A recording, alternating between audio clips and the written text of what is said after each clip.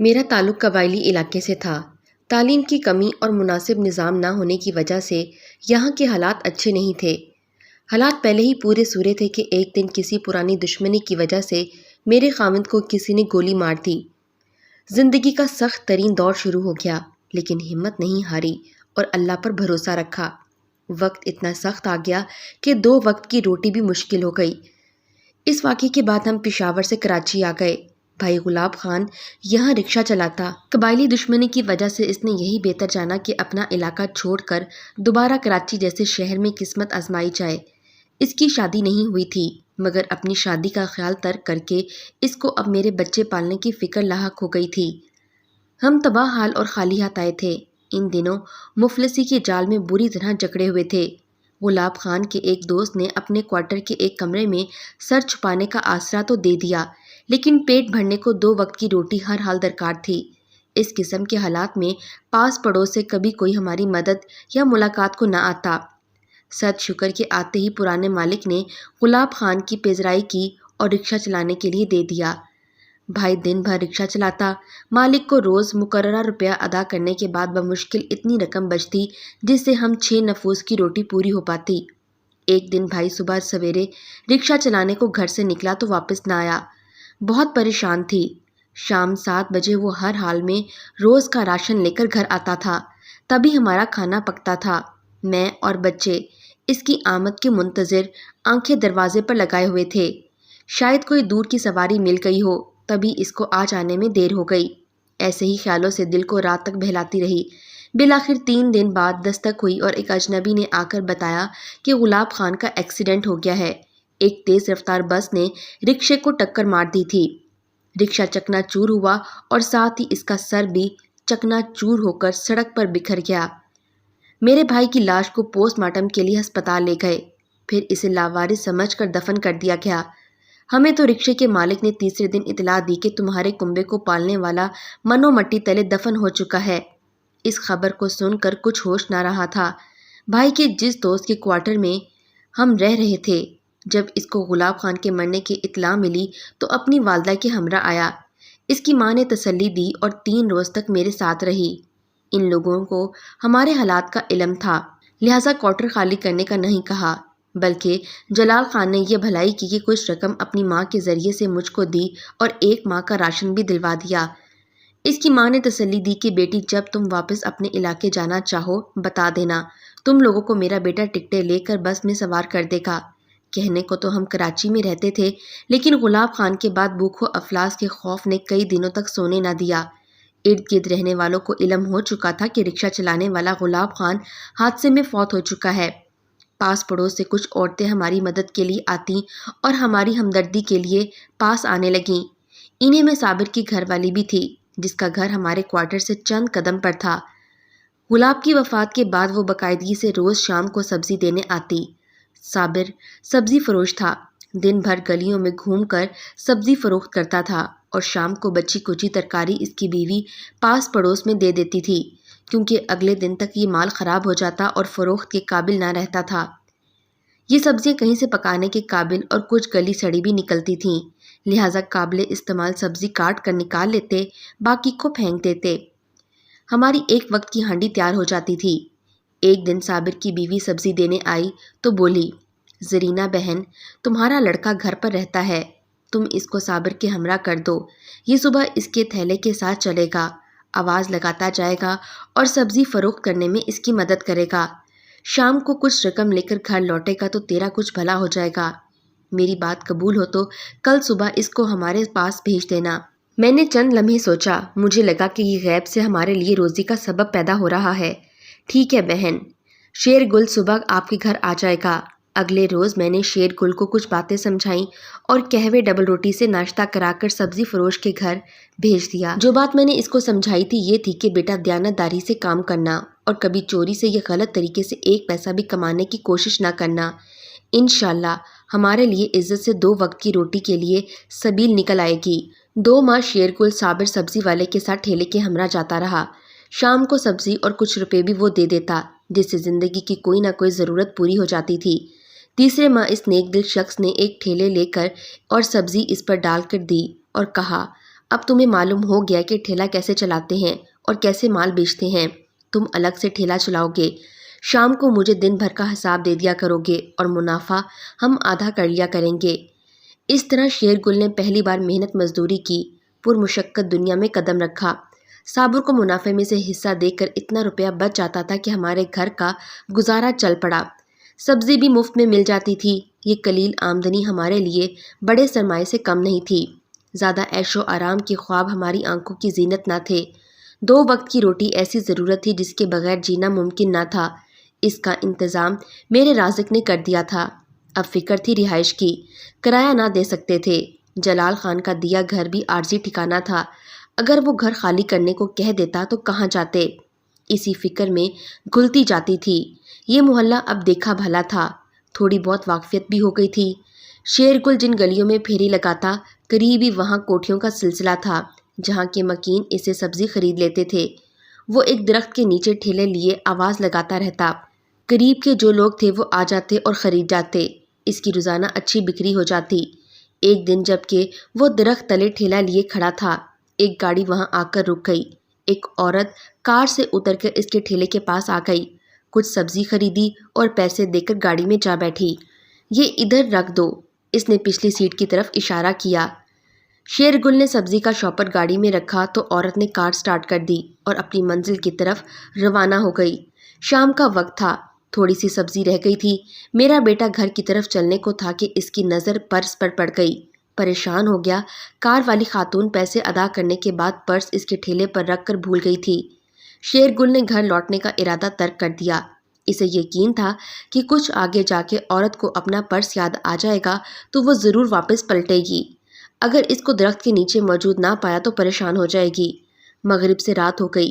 شیر گل کا جی گھبرانے لگا۔ اب کیا کرے؟ مزید ٹھہرے یا گھر کو چل دے؟ اسے ہماری فکر تھی۔ رات کو زیادہ دیر تک یہاں ٹھہرے رہنا بھی درست نہیں تھا، مگر اس نے ہمت نہ ہاری اور اس عورت کے انتظار میں رکا رہا، یہاں تک کہ ارد گرد کی سبھی دکانیں بند ہو گئیں۔ رات کے 10 بجنے والے تھے۔ اس نے سوچا اب انتظار بیکار ہے، صبح آ کر پھر یہاں ٹھیلا لگا لوں گا، آج نہیں تو کل وہ عورت آ ہی جائے گی۔ جو ہی وہ چلنے کو ہوا، سڑک سے ایک کار آتی دکھائی دی۔ عورت کو اپنا پرس یاد آ گیا تھا، لیکن وہ اس یقین کے ساتھ نہیں آئی تھی کہ ٹھیلے والا اسے مل جائے گا۔ شیر گل کا ٹھیلا دیکھ کر اس نے گاڑی روکی اور بولی، مجھے بالکل یقین نہیں تھا کہ تم اس وقت مجھے یہاں ملو گے۔ میں کیسے جا سکتا تھا میڈم؟ آپ کا پرس میرے ٹھیلے پر رہ گیا تھا، مجھے تو یقین تھا کہ آپ واپس لینے ضرور آئیں گی۔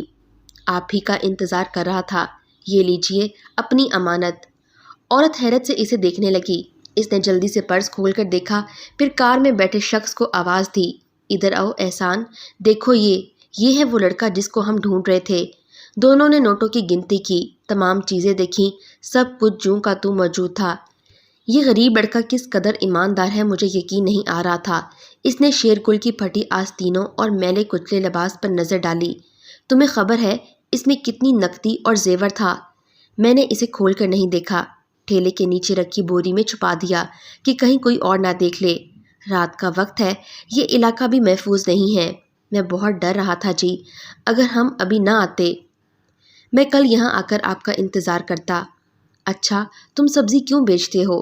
پڑھتے کیوں نہیں ہو؟ جبکہ تمہاری عمر تو پڑھنے کی ہے۔ میرے والد وفات پا گئے ہیں، 3 چھوٹے بہن بھائی اور بیوہ ماں ہے، میں ان کے لیے سبزی بیچتا ہوں۔ کوئی رشتہ دار نہیں ہے تمہارا؟ ماموں تھے، رکشہ چلاتے تھے، وہ ایکسیڈنٹ میں فوت ہو گئے۔ یہ ٹھیلا میرا نہیں ہے، کمیشن پر چلاتا ہوں۔ ٹھیلے کا مالک انتظار کر رہا ہوگا، میں اب چلتا ہوں۔ ٹھہرو، اپنا انعام تو لیتے جاؤ۔ جی میں انعام نہیں لوں گا، پرس آپ کا تھا، آپ کو دے دیا، اس میں انعام لینے والی کون سی بات ہے؟ شیر گل نے ٹھیلا آگے بڑھایا تو عورت نے اسے روکا۔ تم رہتے کہاں ہو یہ تو بتا دو۔ اگلے محلے کی ایک بستی میں، یہاں سے زیادہ دور نہیں ہے۔ تم اتنے غریب ہو اور پرس لے کر نہیں بھاگے، انعام بھی نہیں لے رہے، یہ کیوں؟ ماں ایسا کہتی ہے، ایماندار رہنا اور بغیر محنت کا 1 پیسہ نہ لینا۔ کیا تم مجھے اپنی ماں سے ملواؤ گے؟ جی آپ میرے پیچھے آئیں۔ شیر گل ٹھیلا چلاتا بستی آیا۔ ان کی کار اس کے پیچھے دھیرے دھیرے ہمارے گھر تک آ گئی۔ خاتون مجھ سے ملی، میرا احوال جانا اور مجھے اپنے گھر میں بنے کوارٹر میں رہنے کی پیشکش کر دی۔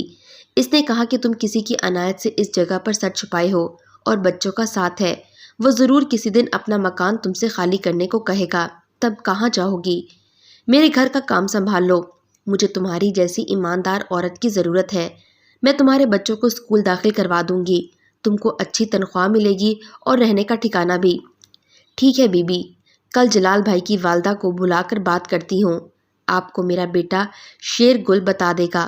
میں نے اگلے روز اپنے چھوٹے لڑکے کو جلال خان کے گھر بھیجا، ان کا گھر بھی پاس ہی تھا۔ اس کی ماں آئیں تو تمام احوال ان کو بتا کر رائے لی، بولی جلال خان ان لوگوں سے ملے گا، وہ ٹھیک لوگ ہوں گے تو تمہارا بھلا اسی میں ہی ہے کہ ان کی کوٹھی میں رہائش اختیار کر لو اور اپنے بچوں کو پڑھا لو، ان کی زندگی بن جائے گی، ورنہ یہ بیچارے اسی طرح بے آسرا رہیں گے۔ یہ کوارٹر بھی جلال خان کے بڑے بھائی کا ہے، وہ باہر گیا ہوا ہے، جب واپس آئے گا تو تمہارے لیے اس وقت بڑا مسئلہ ہو جائے گا۔ جلال خان اماں کے احوال دینے کے بعد شیر گل کے ساتھ ان لوگوں کے گھر گیا، صاحب اور ان کی بیگم سے ملا، ان کو اطمینان ہو گیا۔ اس نے مجھے یہی صلاح دی کہ بھابھی آپ یہ نوکری قبول کر لو، کیونکہ تمام عمر کوئی کسی کا ساتھ نہیں دیتا، آپ کے ہمراہ 4 بچے ہیں اور شیر گل بھی زیادہ بڑا نہیں ہے، اس کا یوں گلیوں گلیوں پھر کر سودا بیچنا ٹھیک نہیں، کسی دن پولیس نے کسی غنڈے عناصر نے اس کو تنگ کیا تو آپ کیا کرو گی؟ آپ سیٹھ کے گھر رہو، ہم آپ کی خبر گیری کو آتے رہیں گے۔ جلال خان کی تسلی دلانے سے میں نے بیگم کی پیشکش مان لی اور ان کے گھر چلی گئی۔ وہ اچھے لوگ تھے اور امیر کبیر بھی تھے، ان کو روپے پیسے کی پرواہ نہیں تھی اور نہ کمی، لیکن اس بی بی کا گھر سنبھالنے والی کوئی اچھی عورت اس کو میسر نہیں آ رہی تھی۔ ساس بوڑھی تھی جس کی دیکھ بھال ان کے لیے ایک مسئلہ تھی، ان کو میری ضرورت تھی اور مجھے ان کی۔ انہوں نے میرے تینوں بچوں کو اسکول میں داخل کروا دیا اور شیر گل کو صاحب نے اپنے پاس رکھ لیا، وہ اس کو صبح آفس لے جاتے اور شام کو ساتھ لے آتے۔ اس طرح میرے بیٹے نے فیکٹری میں بہت سا کام سیکھ لیا۔ ہم 20 برس ان کے ساتھ رہے۔ بیگم کے 2 بچے معذور تھے جن کو سنبھالنا جان جوکھم کا کام تھا۔ ابھی نے مجھ سے آرام تھا، مجھ پر اعتبار تھا، مجھے ان لوگوں سے بہت سہارا ملا، انہوں نے حسن سلوک سے ہمیں رکھا، میرے بچوں کا خیال رکھتے تھے اور تینوں کو میٹرک تک تعلیم دلوائی۔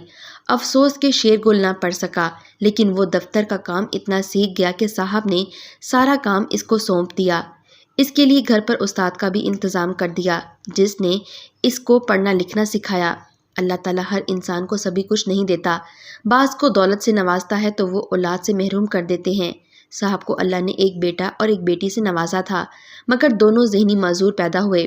بیٹا تو 14 سال کا ہو کر چل بسا، لیکن بیٹی حیات تھی جس کو میں نے ماں بن کر پالا اور سنبھالا تھا۔ یہ لڑکی اب میرے بغیر ایک پل نہ رہتی تھی۔ صاحب اور بیگم صاحب نے اس بچی کے نام کافی روپے اور جائیداد رکھ چھوڑی تھی۔ ایک روز صاحب کا ہارٹ فیل ہو گیا تو بیگم اکیلی رہ گئیں۔ رشتے دار تھے مگر کوئی مخلص نہ تھا، سبھی ان کی دولت پر نظر رکھتے تھے، اس بات کو وہ سمجھتی تھیں، اس لیے انہوں نے ان پر اعتبار نہ کیا۔ وہ اپنے کسی معاملے میں ان کا عمل دخل پسند نہ کرتی تھیں۔ وہی ہوا جس کا خدشہ تھا۔ صاحب کی وفات کو چند سال ہوئے تھے کہ ان کے رشتے داروں نے بیگم کو ستانا شروع کر دیا۔ وہ ان کی جائیداد کی خاطر ان کے در پر تھے۔ تب انہوں نے مجھے کہا کہ زرینہ تم مہروں کی خاطر قربانی دو، میں اس کا نکاح تمہارے بیٹے سے کرنا چاہتی ہوں تاکہ شیر گل سے میرا رشتہ بن جائے، وہ میرا داماد بن جائے گا تو میں سمجھوں گی کہ میری بیٹی محفوظ ہو گئی ہے۔ میں نے شیر گل سے صلاح کی، وہ مان گیا اور اس نے مہرو سے نکاح کے لیے رضامندی دے دی۔ بیگم نے مہرو کا اس کے ساتھ نکاح کر کے کافی رقم ان کے نام بینک میں جمع کرا دی اور اپنے بعد شیر گل کو اپنی جائیداد اور بیٹی کا سرپرست بنا دیا۔ وہ شوہر کی وفات کے بعد 15 برس تک زندہ رہیں۔ ہم نے کبھی ان کو شکایت کا موقع نہیں دیا۔ مہرو کا بھی اپنی سگی بیٹی سے بڑھ کر خیال رکھا۔ وہ ذہنی طور پر بہت زیادہ معذور نہ تھی بلکہ بھولی سی تھی اور چل پھر نہیں سکتی تھی، اس کو سہارا دے کر اٹھانا بٹھانا پڑتا تھا۔ اپنی والدہ کے انتقال سے چند سال قبل مہرو کا انتقال ہو گیا تو بیگم کا دنیا کی ہر شے سے دل اچاٹ ہو گیا، بیٹی کی غم میں شدید بیمار پڑ گئیں۔ بیگم صاحبہ نے کوٹھی کار جائیداد اور روپیہ پیسہ سب کچھ شیر گل کے حوالے کر دیا۔ وہ جب تک زندہ رہیں ہم نے ان کا ہر طرح سے خیال رکھا، لیکن خود ان میں جینے کی چاہ اور آرزو ختم ہو گئی۔ اپنی وفات سے کچھ دن پہلے انہوں نے اپنے وکیل کو بلوا کر تمام قانونی کارروائی مکمل کروا لی تاکہ ان کے بعد ان کے رشتہ دار ہمیں تنگ نہ کریں۔ احسان صاحب تمام اثاثے ان کے نام اپنی زندگی میں کر چکے تھے، وہ تمام اثاثے کی خود مالک تھیں۔ بیٹی نہ رہی تو انہوں نے ہم کو ہی اپنا سب کچھ اور سب سے قریبی عزیز اور ہمدرد جانا۔ مرتے دم تک وہ میرے بچوں کو اولاد کہتی نہیں، اور میرے بچوں نے بھی کبھی ان کی خدمت میں کوئی کمی نہیں رہنے دی، بلکہ ان کی خدمت ایسے کی جیسے اولاد اپنی سگی ماں کی کرتی ہے۔ آج میں بوڑھی ہوں، سوچتی ہوں جس حال میں اپنے گھر سے دربدر ہو کر یہاں آئی تھی وہ وقت کیسا کٹھن تھا۔ ڈر لگا رہتا تھا اگلے روز ہم کو کھانے کے لیے نوالا میسر ہوگا بھی یا نہیں۔ آج میرے بچے ایک اچھی زندگی گزار رہے ہیں، روپے پیسے کی ان کے پاس کوئی کمی نہیں، وہ تعلیم یافتہ ہیں اور اپنے گھر بار کے ہو گئے ہیں۔ میں نے کبھی یہ سوچا تک نہ تھا کہ خدا ہم پر زمین پر گرے ہوئے کو اتنی عزت اور اتنی خوشحال زندگی دے گا۔ ہمیشہ میں نے اپنے بچوں کو دیانت داری کا سبق دیا، اس کا صلہ میرے رب نے مجھے کتنا زیادہ عطا کر دیا۔ شیر گل نے بیگم کا پرس لٹا کر میرے ایمان کی لاج رکھی۔ اللہ نے اس کے نیک عمل اور نیک نیتی کو رائگاں نہیں جانے دیا، بلکہ میرا رب کچھ دینے سے قبل کبھی کبھی اپنے بندوں کو آزماتا بھی ہے۔ اس نے نوٹوں سے بھرا ہوا پرس دیکھ کر شیر گل کو آزمایا تھا، اور اس کے بعد ہم پر اس کی رحمت کے در کھلتے ہی چلے گئے۔ اللہ پاک پر یقین کامل ہو تو وہ انسان کو کبھی نا امید نہیں کرتا۔ میرے بیٹے شیر گل نے مہرو کی زندگی میں کبھی دوسری شادی کا خیال دل میں نہیں آنے دیا، لیکن اب میں سوچتی ہوں میرے سب بچے اپنی زندگی میں مصروف ہیں، میرا یہ بیٹا کیوں اکیلا رہے؟ آخر بہت محنت کے بعد مجھے میرے بیٹے کی طرح ایک نیک سیرت بہو مل گئی جو میرا بیٹیوں کی طرح خیال رکھتی ہے۔